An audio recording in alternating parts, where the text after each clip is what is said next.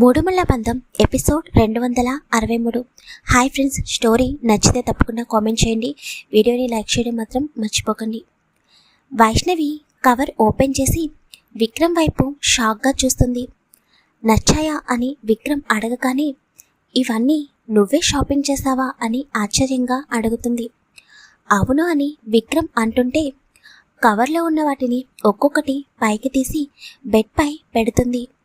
White colour sari, దానిపై అక్కడక్కడ red colours love symbols design ఉండి చాలా లైట్ వెయిట్గా ఉంటుంది. Diamond jewellery set, choker, ear rings, bangle, bracelets, long హారం, వాటన్నింటినీ చూస్తూ వైష్ణవి నోరు తెరుచుకుని మరీ విక్రమ్ వైపు చూసి, ఇంత కాస్ట్లీ అవసరమా విక్కీ అని అంటుంది.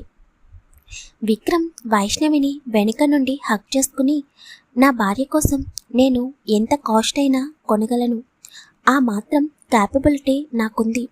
నువ్వు త్వరగా రెడీ అయ్యిరా, నేను నీ కోసం వెయిట్ చేస్తూ ఉంటాను అని చెప్పి విక్రమ్ వైష్ణవి బుగ్గపై ముద్దు పెట్టి నవ్వుతూ బయటికి వచ్చేస్తాడు. అప్పటి వరకు నార్మల్గా ఉన్న వైష్ణవికి టెన్షన్ మొదలవుతుంటే తన రెండు చేతుల మధ్య చీర చింగను ఉంచి నలుపుతూ అటు ఇటు తిరుగుతూ, బాబోయ్, ఇప్పటి వరకు ధైర్యంగానే ఉన్నాను, ఏంటి నాకు ఇంతలా టెన్షన్ వచ్చేస్తుంది, ఇప్పుడు రెడీ అయ్యి విక్కీని ఎలా ఫేస్ చేయాలి అని అలాగే బెడ్ మీద కూర్చుని ఆలోచిస్తూ ఉంటుంది. విక్రమ్ బయటికి వచ్చి ఫ్రెష్ అవ్వడానికి ఇంకో రూమ్లోకి వెళుతుండగా అనుష నుండి కాల్ వస్తుంది. చిన్న, మా అత్తయ్య గారికి హెల్త్ బాగోలేదంట్రా, మేము వెంటనే ఆస్ట్రేలియాకి వెళ్ళాలి, కొంచెం సీరియస్గా ఉందంట, కీర్తిని చూడాలని అంటున్నారు, మావయ్య గారు త్వరగా బయలుదేరి రమ్మన్నారు అని చెప్పగానే విక్రమ్, సరే అక్క, మీరు స్టార్ట్ అవ్వండి, నేను స్టీఫెన్కి చెబుతాను, తను మిమ్మల్ని ఎయిర్పోర్ట్లో డ్రాప్ చేస్తాడు అని చెప్పి స్టీఫెన్కి కాల్ చేస్తాడు. స్టీఫెన్ ఫోన్ అటెండ్ చేయగానే అనుష వాళ్ళని ఎయిర్పోర్ట్ దగ్గర డ్రాప్ చేయమని చెప్పి, అలాగే ఫామ్ హౌస్లో పెట్టిన బాడీగార్డ్స్ని తను వచ్చిన తర్వాత చెప్తాను, వాళ్ళందరినీ 2 days వరకు రావద్దని చెబుతాడు. అలాగే స్టీఫెన్ని ఆఫీస్ వర్క్ చూసుకోమని చెప్పగానే, ఓకే సార్, మీరు చెప్పినట్టే చేస్తాను అని చెప్పి స్టీఫెన్ ఫోన్ కట్ చేస్తాడు.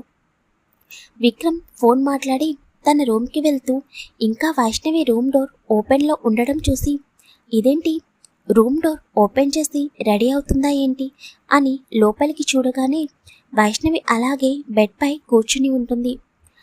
విక్రమ్కి అర్థం కాక వెళ్ళి వైష్ణవి పక్కన కూర్చుని, ఏమైంది వైషు, ఇంకా రెడీ అవ్వడానికి వెళ్ళలేదేంటి అని అనగానే వైష్ణవి మౌనంగా ఉండడం చూసి తన తల పైకెత్తి చూడగానే వైష్ణవి కళ్ళల్లో కన్నీళ్లు కనిపిస్తాయి. వెంటనే విక్రమ్ వైష్ణవిని తన వడిలో కూర్చోబెట్టుకుని, ఏమైందిరా, ఇప్పుడెందుకు ఏడుస్తున్నావు అని అడుగుతాడు. వైష్ణవి విక్రమ్ చుట్టూ చేతులు వేసి, అమ్మ నాన్న గుర్తొచ్చారు అని బాధపడుతుంది. వెంటనే విక్రమ్కి తన అత్తయ్య మావయ్య గుర్తుకొస్తారు.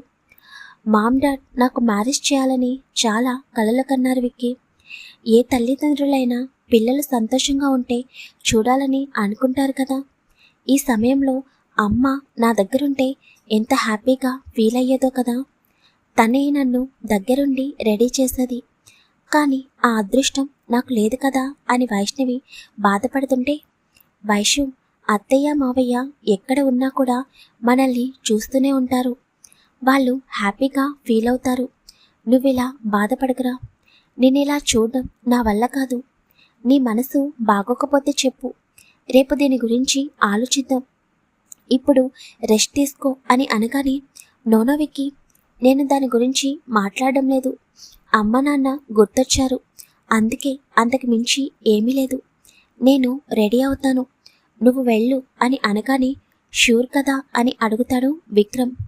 ఎస్ విక్కీ అని చిన్నగా నవ్వుతుంది వైష్ణవి. విక్రమ్ వైష్ణవి తలని తన తలతో ఢీకొట్టి, గుడ్ గర్ల్, ఎక్కువ టెన్షన్ పడకు, నీకు ఇష్టం లేకుండా ఏమీ జరగదు అని చెప్పి తను ఫ్రెష్ అవ్వడానికి వేరొక రూమ్లోకి వెళ్ళిపోతాడు. వెళ్తున్న విక్రమ్ని చూస్తూ, నిజంగా నేను చాలా లక్కీ తెలుసా విక్కీ, నీలాంటి భర్త నాకు రావడం నిజంగా నా లక్కీ, అమ్మా నాన్న నేను చూస్తే చాలా అంటే చాలా హ్యాపీగా ఫీల్ అయ్యేవాళ్ళు. నన్ను చిన్నపిల్ల కన్నా ఇంకా ఎక్కువగా చూసుకుంటావు, ఐ లవ్ యూ విక్కీ అని తను కూడా ఫ్రెష్ అవ్వడానికి వెళ్తుంది. కొంత సమయం తర్వాత వైష్ణవి ముందుకు వచ్చి తనని తాను అద్దంలో చూసుకోగానే ఆ చీరలో తనకు తానే కొత్తగా కనిపిస్తుంది. విక్రమ్ తీసుకువచ్చిన డైమండ్ సెట్ అన్నీ ఒక్కొక్కటి పెట్టుకుంటూ ఉంటుంటే ఇంకా తన ముఖంలో కళ ఉట్టిపడుతూ ఉంటుంది. హెయిర్ మొత్తం చిన్న క్లిప్ పెట్టి వదిలేసి పక్కనే ఉన్న ఫ్లవర్స్ తీసుకుని తలలో పెట్టుకుంటుంది. మెడలో తాళిబట్టు, నెక్కకి చోకర్, లాంగ్ హారం, చేతికి బ్యాంగిల్స్, చెవులకి పెట్టిన వైట్ స్టోన్ బుట్టలు. ఒకసారి వైష్ణవి తనను తాను అద్దంలో చూసుకుని, నువ్వు పర్ఫెక్ట్ విక్కీ, నేను ఎలా ఉంటే బాగుంటానో నీకు మాత్రమే తెలుసు, అందుకే నాకు కరెక్ట్గా సెట్ అయ్యేవి తీసుకున్నావు అని అనుకుంటూ, ఇప్పుడు నన్ను విక్కీ ఇలా చూస్తే ఏం చేస్తాడు, ఎందుకు నా హార్ట్ చాలా స్పీడ్గా కొట్టుకుంటుంది అని రూమ్లో మళ్ళీ రెడీ అయ్యి అటు ఇటు తిరుగుతూ ఉంటుంది.